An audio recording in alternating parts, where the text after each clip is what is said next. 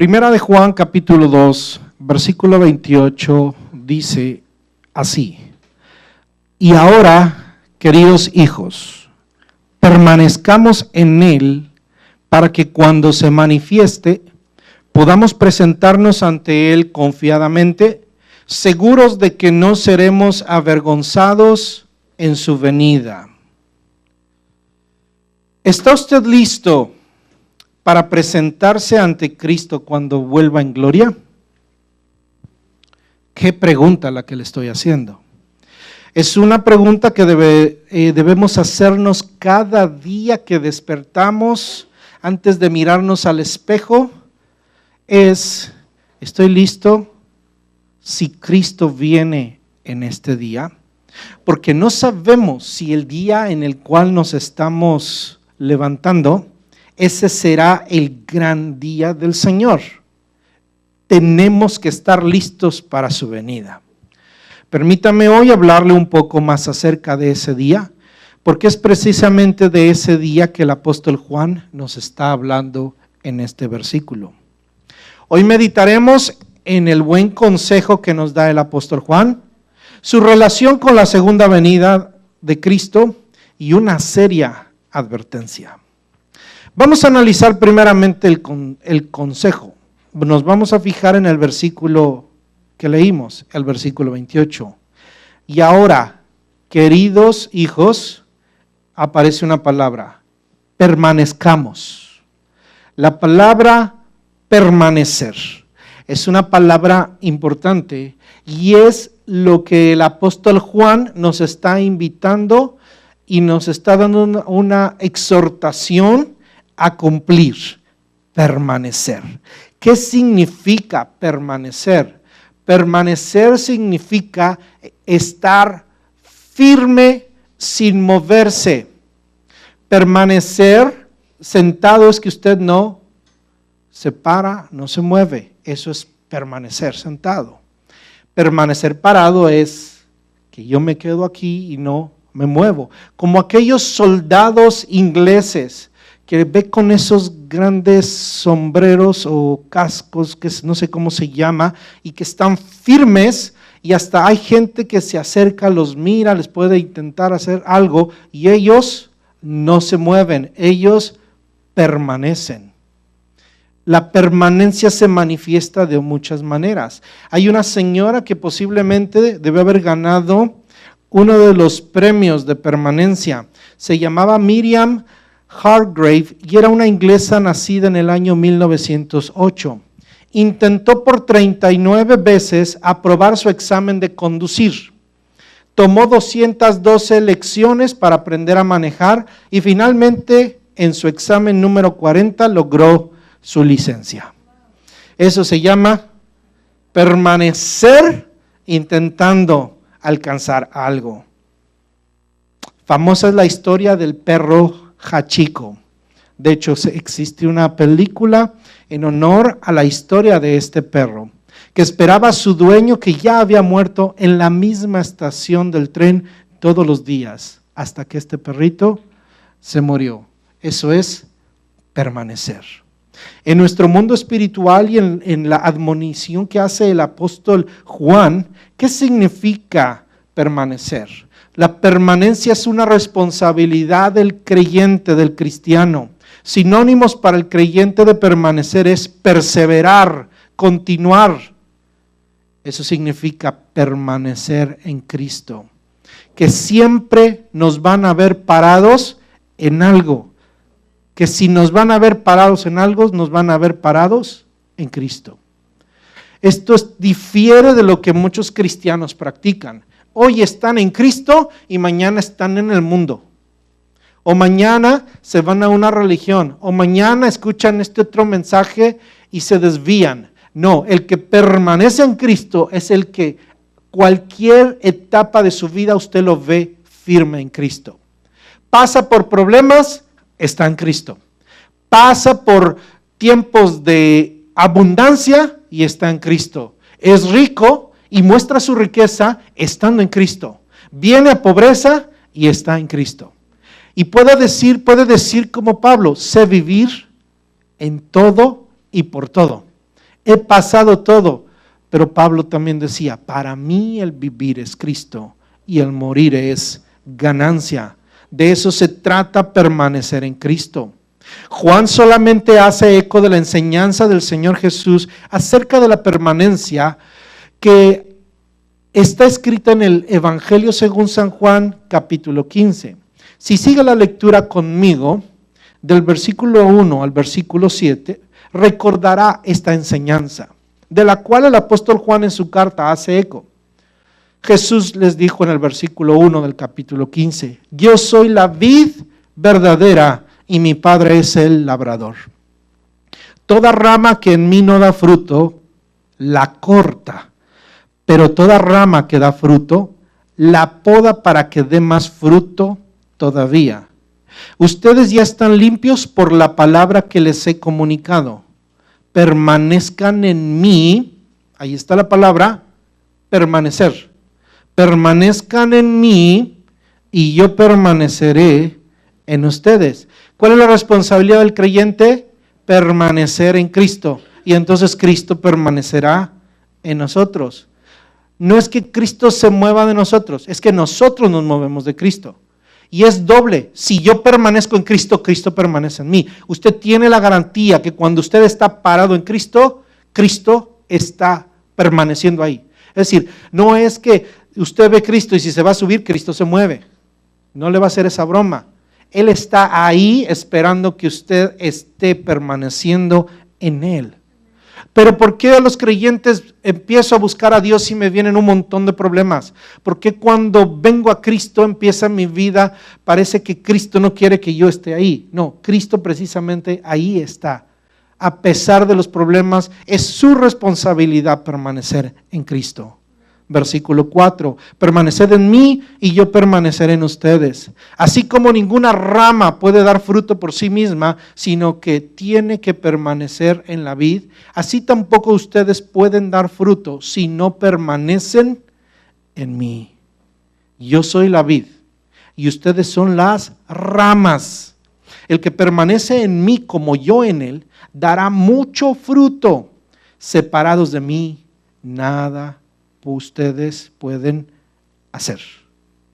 El que no permanece en mí es desechado y se seca, como las ramas que se recogen se arrojan al fuego y se queman. Fíjese esto, el que no permanece en él, ¿qué pasa? Es desechado, se seca.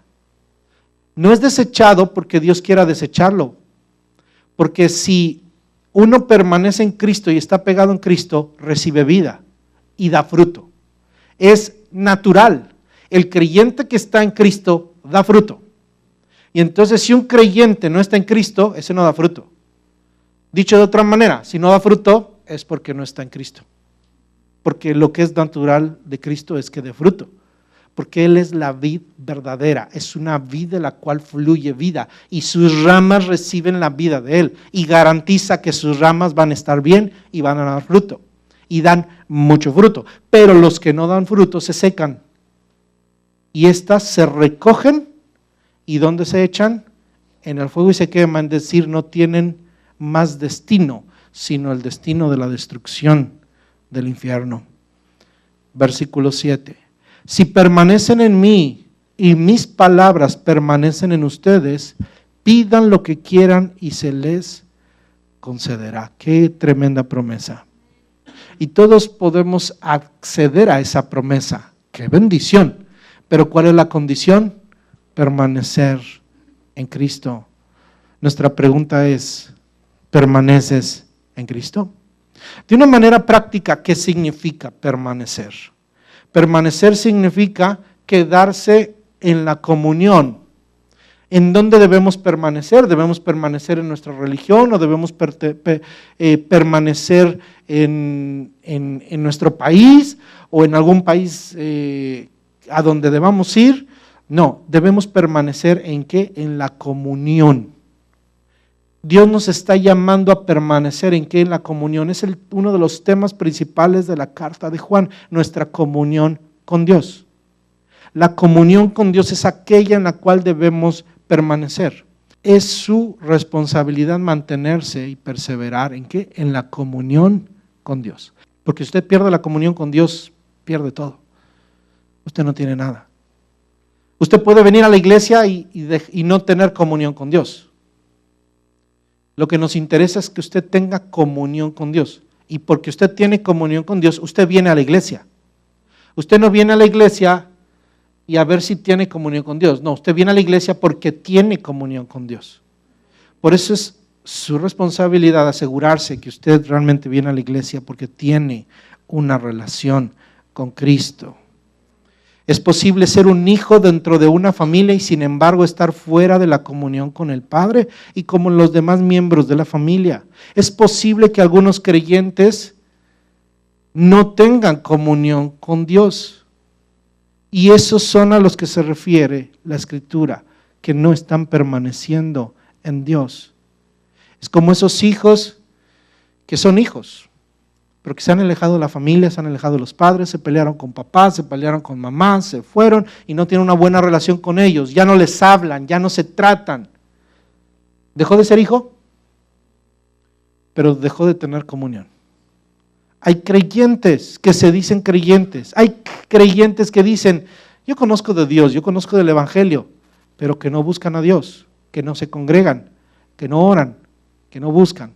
Hay gente muy buena, hay gente que no hace mal a nadie, hay gente noble, pero que no tiene ninguna relación con Dios o que no tiene relación con el cuerpo de Cristo, con la iglesia. Esas son las personas que han dejado de perseverar. Por eso una de las cosas que preguntamos a veces a la gente que nos encontramos, los creyentes, ¿a dónde se está congregando? ¿Está usted perseverando? Yo no sé si usted se ha topado con antiguos hermanos en Cristo, gente que ha dejado de ver y usted le pregunta, ¿dónde te estás congregando? ¿Por qué? Porque nos interesa saber dónde están y qué están haciendo. No sé, no, fíjese que estoy bien desanimado. Y por lo general las personas que responden es que me hicieron, es que estoy desanimado, se ponen como víctimas. La realidad es de quiero que sepa, hermano, por si es su caso, y espero que no sea su caso un día, que se encuentre el hermano Andrés después de mucho tiempo, hermano, ¿qué ha sido de ti? ¿Estás perseverando? No, es que ya ve, en la iglesia me hicieron, me dijeron, me vieron mal, y entonces ya no estoy yendo a ningún lado. Todas las iglesias son iguales. Una bola de hipócritas. Porque es lo que la gente piensa. Bueno, quiero que sepa usted no está perseverando. Usted no está permaneciendo porque esa no es responsabilidad sino de usted. Y Dios nos está clamando, permanezcan en Cristo. Juan se está incluyendo y dice, permanezcamos en Cristo. Eso es permanecer. Permanecer es tener comunión con Dios y con la iglesia. No puede ser, esto debo decírselo, usted no puede separar su relación con Dios de su relación con la iglesia. Si usted tiene una relación con Dios, tiene que tener una relación con la iglesia. Y si tiene una relación con la iglesia, usted necesita mantener una relación con Dios. Las personas que dicen, no, yo no creo en las organizaciones, en la iglesia, yo aquí oro, yo aquí leo mi Biblia, yo veo a los predicadores, yo canto, yo alabo en mi casa, pero no quiere, haya tenido una experiencia mala o no la haya tenido, no está perseverando. La Biblia nos enseña que debemos permanecer en nuestra comunión con Dios. ¿Por qué? Porque nuestro Padre Celestial sabe que tenemos necesidad de la comunión. Y la comunión Dios la ha manifestado a través de su iglesia. En la iglesia es donde usted es atraído a la comunión. Por eso dice Hebreos, no dejando de congregarnos como algunos tienen por costumbre, sino estimulándonos unos a otros al amor y a las buenas obras. Y más cuando veis que aquel día se acerca. ¿Cuándo qué? Aquel día se acerca. Es decir, que hay una relación entre la venida de Cristo y mi relación con la iglesia, y mi asistencia a la iglesia, y mi comunión con Dios y mi comunión con los hermanos. La comunión con los hermanos y mi comunión con la iglesia es importante porque en la iglesia se le da la palabra y se le instruye. Dios puso dones en la iglesia para que usted sea edificado. Dios nos da a nosotros los ministros como dones para ustedes. Dios nos da dones no para nosotros, sino para ustedes, para que podamos enseñar la palabra y usted se mantenga firme y permaneciendo en la vid. Por eso usted tiene que congregarse y además debe pertenecer a una iglesia en donde también usted es disciplinado, en donde a usted se le van a decir, hermano, hay algo que anda usted mal. Usted tiene que corregir esto. O si alguien comete una situación dura, difícil y que necesita una disciplina mayor, la iglesia la da en amor, porque usted y yo la necesitamos. Necesitamos la disciplina que nos mantiene en comunión. Un creyente debe permitir, un creyente que permanece en Cristo, permite que el Espíritu de Dios le enseñe la Escritura, la Biblia a través de sus dones, porque el que da los dones es el Espíritu Santo. Claro que el Espíritu Santo le va a hablar en su comunión personal, íntima, en su casa, pero Dios ha levantado líderes. Dios ha escogido obrar en su iglesia a través de los ministros, a través de la palabra y los ministros que estudiamos la palabra y que le transmitimos el mensaje de la palabra en el contexto de la iglesia local. La comunión con Dios es importante. Permanencia significa permanecer en nuestra comunión con Dios, nuestras oraciones personales, devocionales y nuestra comunión con la iglesia. Pero también permanecer significa prevalecer a pesar de las tentaciones y de los sufrimientos. Permanecer significa que cuando usted está siendo tentado, usted piensa en el Señor y no cede a la tentación por amor a Dios. Recuerde que usted no cede a la tentación por miedo al infierno, sino que usted no cede a la tentación por amor a Dios. Porque lo amamos a Él, porque el pecado no tiene cabida en nosotros. Permanecer significa además pasar los sufrimientos. Hay gente que se desanima, nos preocupa la gente que va a pasar un problema y una de las cosas que pensamos es, si algo le pasa a esta persona se va a desanimar y va a dejar de ir a la iglesia, va a dejar de buscar a Dios. Mucha gente es así. Hermano, usted y yo tenemos que grabarnos algo en la cabeza. A pesar de los problemas no debemos dejar de permanecer. Ningún problema debe sacarnos, hermano, de la comunión con Dios y de la comunión con la iglesia. Hermano, ¿por qué no lo hemos visto en la iglesia? Es que tengo tantos problemas. Entonces usted está dejando de perseverar, usted va al revés. Usted debería buscar más a Dios y buscar más la iglesia. Y no alejarse, sino al contrario, mantenerse, permanecer. El creyente permanece. El creyente permanece. Parece que lo común es no permanecer, porque a la gente le gusta las cosas fáciles. Esa es la cultura que hoy nos venden, la cultura McDonald's, del drive-thru. No me tengo que bajar del carro para tener lo que quiero. Todo es cómodo. Pero sabe una cosa, Dios nos está enseñando que debemos aprender a permanecer a pesar de las dificultades. Hermano, el diablo nos puede hacer lo que sea, pero el que está en Cristo permanece. Permanezca, hermano, permanezca. Ahora, la pregunta es, ¿hasta cuándo debemos permanecer? Santiago capítulo 5, versículos 7 al 8 nos lo aclara. Y Santiago nos está diciendo lo mismo que nos está diciendo Juan. Dice así: por tanto, hermanos, tengan paciencia. ¿Qué vamos a tener? Para permanecer necesitamos paciencia. ¿Hasta cuándo? Hasta la venida del Señor. Hermano, yo ya esperé tanto. No ha esperado tanto. Usted tiene que esperar ¿hasta cuándo? Hasta la venida del Señor. Eso es paciencia. Tengan paciencia hasta la venida del Señor. Miren cómo espera el agricultor a que la tierra dé su precioso fruto y con qué paciencia aguarda las temporadas de lluvia. Así también ustedes manténganse firmes, permanezcan y aguarden con paciencia la venida del Señor que ya se acerca. La paciencia es la virtud a través de la cual pasamos todas las pruebas. La paciencia es el fruto de la prueba. Por eso debemos ser probados, y pasar la prueba es esperar el tiempo que pase de la prueba. Déjeme decirle que las pruebas pasan, esas sí pasan, pero usted tiene que permanecer. Es como, yo no sé si usted ha visto los documentales de los pingüinos que pasan inviernos terribles y todos juntitos en medio de las tormentas invernales, pero una vez que pasan, esos pingüinitos empiezan a ver a sus hijos salir de sus cascarones. Aguantaron y soportaron el peor invierno, juntos, unidos, hasta que ven el fruto de su esfuerzo. Así es el Hijo de Dios. ¿Hasta cuándo debemos permanecer? Hasta la segunda venida de Cristo. Todo seguidor de Jesucristo tiene una esperanza, la llamamos la esperanza bienaventurada, y es que un día nuestro Señor Jesucristo, en quien hemos creído como Dios, Señor y Salvador de nuestras vidas, volverá en persona.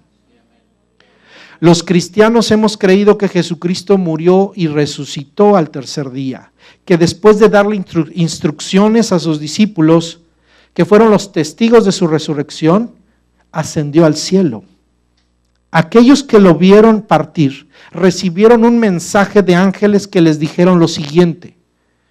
Hechos capítulo 1, versículo 11. Esto es lo que recibieron los discípulos. Galileos, ¿qué hacen aquí mirando al cielo? Este mismo Jesús, mire, este mismo Jesús que ha sido llevado de entre ustedes al cielo, vendrá otra vez de la misma manera que lo han visto irse.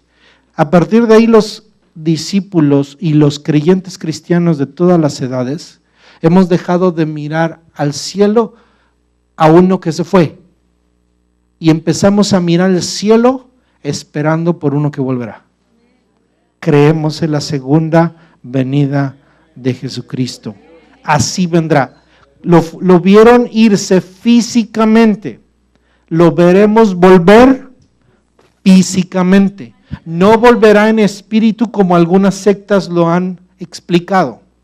Muchos creen que Cristo vino ya espiritualmente, pero la Biblia nos dice que Él vendrá así como le han visto ir. Él no se manifestó a sus discípulos espiritualmente, como espíritu, sino les dijo, miren, metan las manos, y es lo que ellos hicieron. Vieron al resucitado, lo tocaron, con Él estuvieron, y Él ascendió al cielo en persona. Y así los ángeles le dijeron, así como lo han visto irse, así lo van a ver regresar. Esto se convirtió en la esperanza de todo creyente desde entonces. Pablo en 1 de Tesalonicenses 4 lo dice así.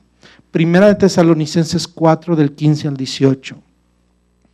Conforme a lo dicho por el Señor, afirmamos que nosotros, los que estemos vivos y hayamos quedado hasta la venida del Señor, de ninguna manera nos adelantaremos a los que hayan muerto. El Señor mismo, mire, el Señor mismo descenderá del cielo con voz de mando, con voz de arcángel y con trompeta de Dios. Y los muertos en Cristo resucitarán primero. El poder de la resurrección nos trae esperanza y el poder de la segunda venida resucita muertos. Por el poder de la resurrección se manifiesta a todos los creyentes en el cumplimiento de todos los tiempos. Y entonces, los muertos en Cristo resucitarán primero. Versículo 17. Luego, los que estemos vivos, los que hayamos quedado, seremos arrebatados junto con ellos en las nubes para encontrarnos con el Señor en el aire. Y así estaremos con el Señor para siempre. Y ahí dice, así estaremos con el Señor para siempre. Por lo tanto, anímense unos a otros con estas palabras. Es el arrebatamiento de la iglesia y la resurrección de muertos. Y estaremos con Él para siempre. Él va a estar con nosotros para siempre. Y ahí dice, nosotros estaremos con Él para siempre. En la carta del apóstol Juan aparecen dos palabras para referirse a este evento, a la segunda venida del Señor. Fíjese su atención otra vez en el capítulo 2, versículo 28. ¿Lo leemos nuevamente? Dice así: y ahora, queridos hijos, permanezcamos en Él, para que cuando se manifieste, guarde esa primera palabra, manifieste, podamos presentarnos ante Él confiadamente, seguros de que no seremos avergonzados en su venida. Es la segunda palabra, venida. Dos palabras que guardamos en nuestra cabecita. La primera es manifestar y la segunda es venir. Dos palabras diferentes para el mismo evento, pero que tienen proyecciones importantes cada una de estas.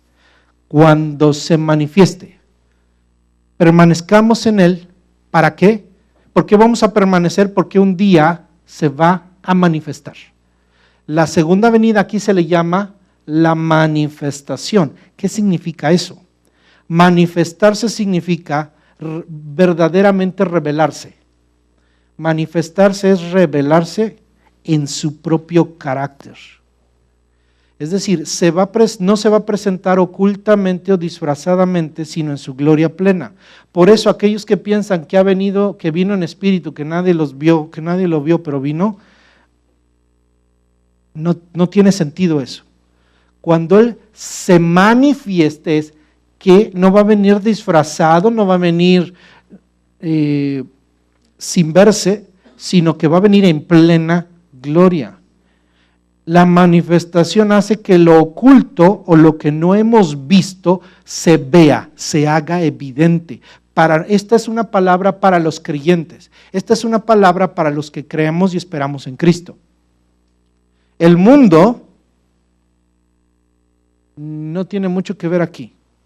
Hasta en parte de los eventos de la segunda venida lo verá, porque dice, y todo ojo lo verá, pero aquí se refiere a usted y a mí, a los creyentes, a la iglesia.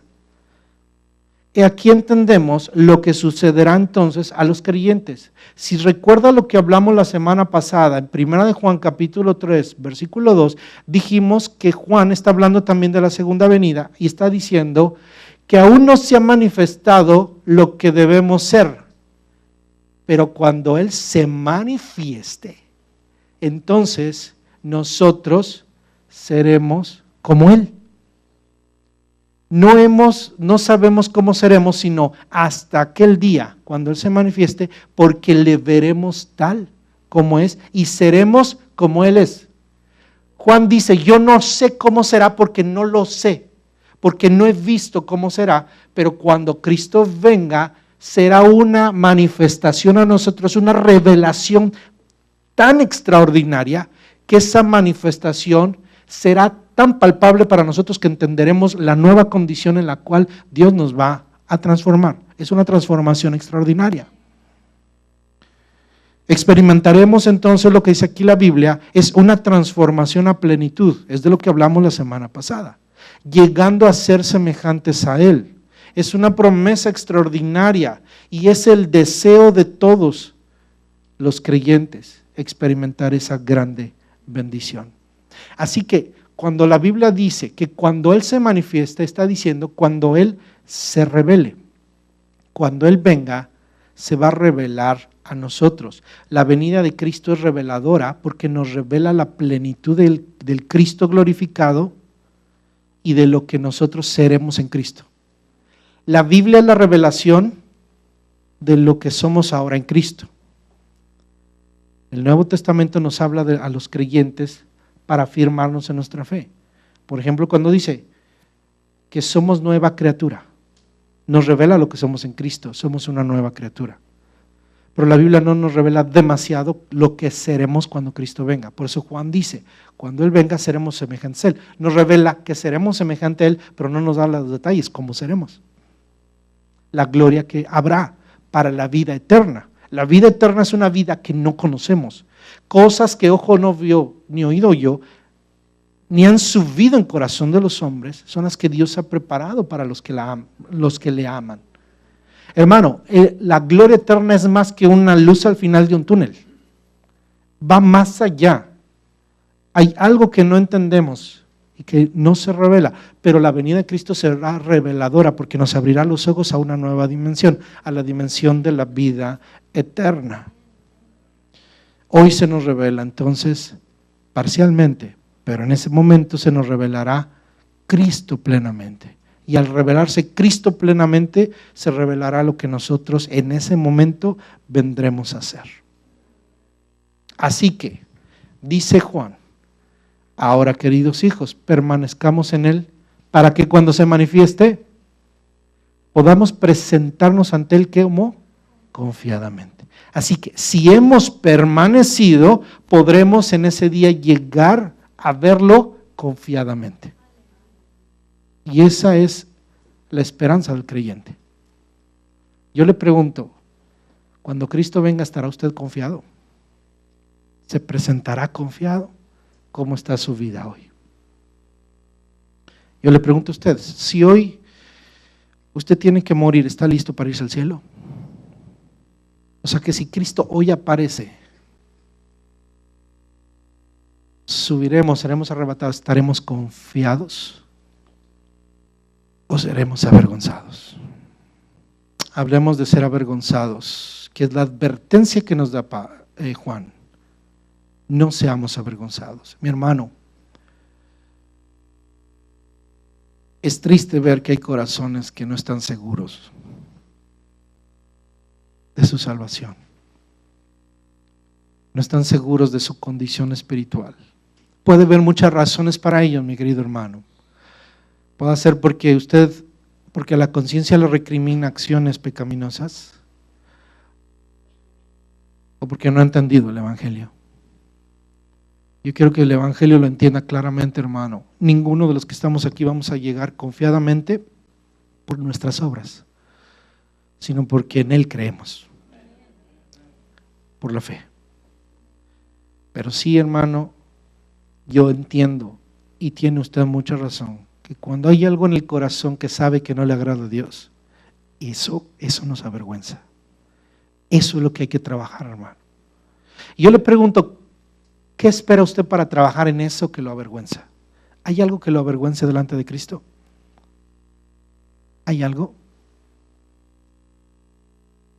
Solo Dios conoce su corazón. Yo no lo conozco, pero puede que haya algo que lo avergüence a usted en el corazón. Todos tenemos de qué avergonzarnos, pero delante de Cristo, que es Dios, hombre sin pecado, que es el único que puede juzgar los corazones con su misma presencia. Con su misma presencia y sus ojos. Por eso Juan lo vio con ojos de fuego. Esta es la realidad, hermano, del pecador. Cuando ve al Cristo de la gloria, se esconden. Pero la gloria con la que Cristo viene es de juicio. Pero para su iglesia viene reveladoramente para transformar nuestra corrupción a incorrupción, y eso es glorioso. Pero aquí hay algo, hermano. Hoy esta palabra está trabajando con nuestro ahora. Si se da cuenta, ¿cuál es la primera palabra que aparece ahí? Y ahora, ¿verdad? Habla del futuro, pero está resolviendo el problema ahora. ¿Y ahora qué debemos hacer? Permanecer en Él. ¿Por qué permanecemos? Porque no sabemos cuándo venga. Pero cuando venga ya tenemos el problema resuelto. Estaremos confiadamente esperando que venga. Pero si hoy usted tiene un remordimiento y tiene algo que lo avergüenza, hermano, es mejor que no venga para esa persona. Hoy, hermano, tenemos que resolver el problema de la vergüenza. Déjeme hablarle de la segunda venida y de la palabra que dice. La última palabra dice ahí, venida. ¿Cuándo la gente va a ser avergonzada? En su venida. Ahí la palabra es diferente a la palabra manifestación. En su manifestación tiene que ver con la transformación que vamos a recibir con la revelación. Él se revelará, se mostrará hacia nosotros. Será física su venida y gloriosa. Ahora, su venida, la palabra venida, viene del griego parusía. La palabra parusía, la palabra venida, traducida como venida, se aplicaba a la visita de un gobernador a alguna parte de sus dominios, una ocasión de celebración y de regocijo. Era cuando venía un gobernador, un líder, un rey a un lugar de su dominio. Denota una llegada y una consiguiente presencia. Es decir, la parusía no es que mandaba a un representante, sino que él personalmente llegaba a un lugar y se quedaba hasta arreglar el asunto para el cual él había sido enviado. Y aquí entendemos lo que sucederá, hermano, en los creyentes cuando lo veamos así. Denota una llegada y una consiguiente presencia. Cuando se habla de la necesidad de una parusía para una persona, ¿sí?, es para ocuparse de sus asuntos. Por ejemplo, le voy a dar un versículo ejemplo, cómo se usa esta palabra para que lo entienda el concepto. Pablo contrasta su presencia con su ausencia en Filipenses 2:12. Dice así la escritura en Filipenses 2:12. Así que mis queridos hermanos, como han obedecido siempre, no solo en mi presencia, sino mucho más ahora en mi ausencia, llevan a cabo su salvación con temor y temblor. La palabra presencia ahí es la traducción de la misma palabra de la venida de Cristo, es la parusía. Es decir, Pablo está diciendo, pórtense bien, obedezcan, no nada más cuando estoy entre ustedes, que los veo y que estoy presente. Porque cuando una persona en aquel tiempo visitaba un lugar, no era para de la noche a la mañana, no era para quedarse una noche y regresarse al otro día, porque eran caminos largos. Solamente alguna vez Pablo llamó a los ancianos de Éfeso y por donde estaba pasando a hacer una oración y sigo mi camino. Pero cuando dice Pablo en mi presencia es porque pasó tiempo con ellos, con los filipenses. Pero ahora que no estoy presente, ahí también ustedes tienen que ocuparse en su salvación y temblor, con temor y temblor. Realmente es lo que Cristo nos está pidiendo.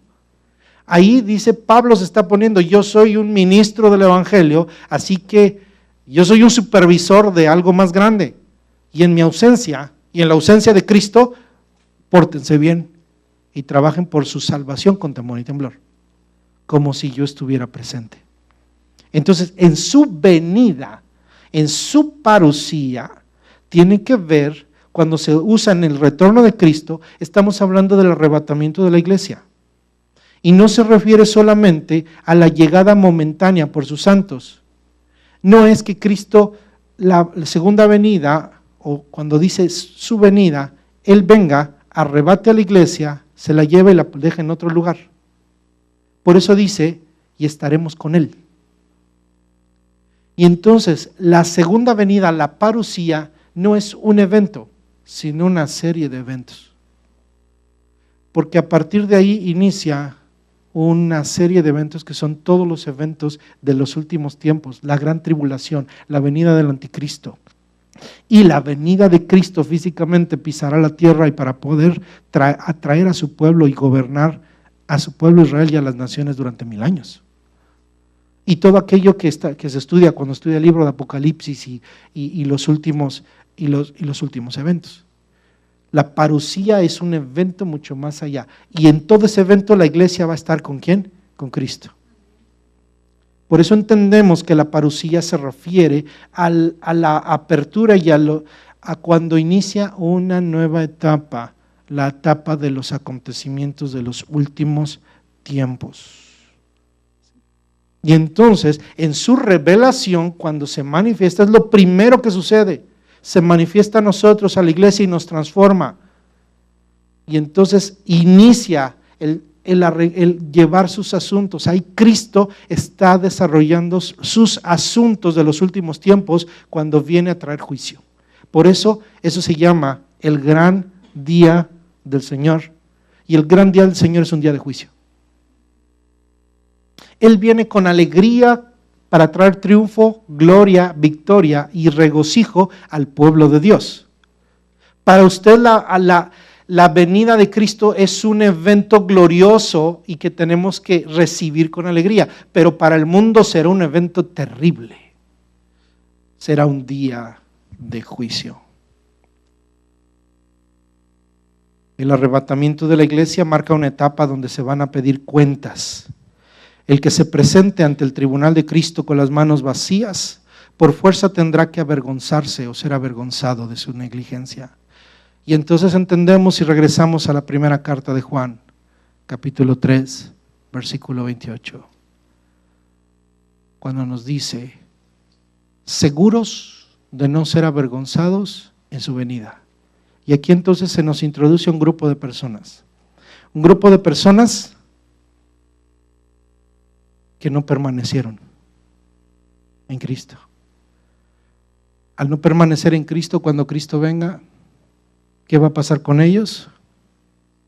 Serán avergonzados. Esa palabra ser avergonzados es bajar la cara en confusión. Es decir, creyentes que van a pensar que están bien, y cuando Cristo venga y revele, sean avergonzados. Si los que permanecen son aquellos que mantuvieron su comunión con Dios y la iglesia, ¿quiénes son los que serán avergonzados? Es sencillo, son aquellos que no han vivido en comunión con Él en la tierra. Aquellos que le prestaron simplemente una lealtad nominal, y el hecho de ser rechazados por Él en su venida solamente será la confirmación final de que han vivido separados de Dios espiritualmente. Son aquellos que no entienden ni viven la palabra de Dios. Aquellos que no les interesan las cosas espirituales. Aquellos que aunque se digan cristianos, no vivan como tal. Aquellos que rechazan al cuerpo de Cristo, que es la iglesia. Que le ven sus defectos y la juzgan, la critican y por ello se alejan. Aquellos que se piensan más buenos que los demás. Aquellos que pierden la comunión con la iglesia. Aquellos que no se someten a la disciplina de la iglesia. Aquellos que dejan de buscar la presencia de Dios. Aquellos que se alejan de Dios, aunque se digan creyentes. Se manifestará el Señor y muchos quedarán avergonzados. Aquellos que dijeron, yo practico una religión, yo soy cristiano, pero que no han buscado a Dios con todo el corazón.